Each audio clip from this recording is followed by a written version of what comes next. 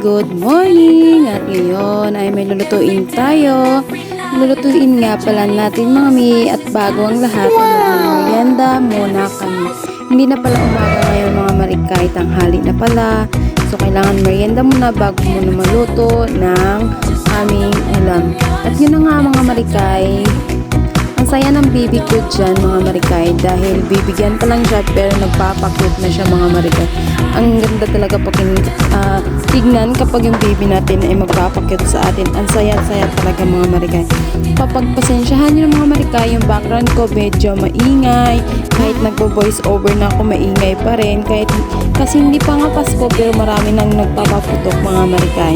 Dahil malapit na rin mag-New Year at mag-Pasko. Dahil ilang araw na lang mga marikay ay mag-New Year na mga marikay or mag-December na mga marikay. At yun na nga mga marikay, balik tayo sa ating topic. Kaya magluluto tayo ng gulay na aming uulamin ngayon. Kakaiba nga pala ito mga marikay ang aking gagawin. Ang gulay na lulutuin ko ay lalagyan ko ng magi at saka bacon or sotanghon. Kakaiba ito mga marikay. So, kakaibang invento itong nagawa ko ngayon mga marikay. Pero alam niyo mga style ko itong ginawa mga marikay. Ang sarap-sarap talaga mga marikay. Ay yan mga marikay, haluin at mimikos-mikos muna natin yan. Dahil ilang saglit na lamang ay hintay tayo ng ilang saglit at nalagyan natin yan ng sahog. Takpan muna natin at ayan, malambot na siya at imikos-mikos na ulit natin. Medyo umiyak na yung baby ko, background check na yan. Ayan na yung background ko, yung baby ko umiyak.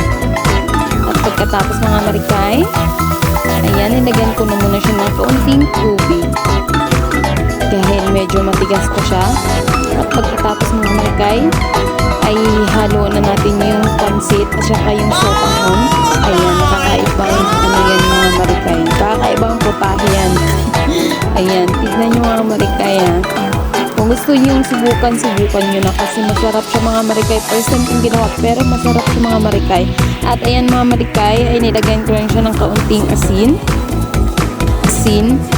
At yun lang yung ano ko mga marikay, sangkap na nilagay ko. Tsaka yung bitsin ng ng mga magi ba yun, ng pansit canton. Ang sarap mga marikay. Ayan, natuyo na siya. Tinang saglit ay mikos-mikos na natin yan at pagkatapos ay ilalagay na natin yan maya-maya sa may mangkok. At alam mo mga marikay, first time kong naluto ng ganyan. First time ko talaga nagluto ng ganyan. Ang sarap mga marikay. Ayan, tingnan nyo. At ilang saglit ay kukunin na natin yan mga marikay. Sa gustong magluto ng ganyan, subukan nyo na. Ayan. Salamat sa papanood nito mga marikay. Huwag niyong kalimutan mag-share, comment, and subscribe to my YouTube channel. Ayan. Finished product. Goodbye. Thank you for watching.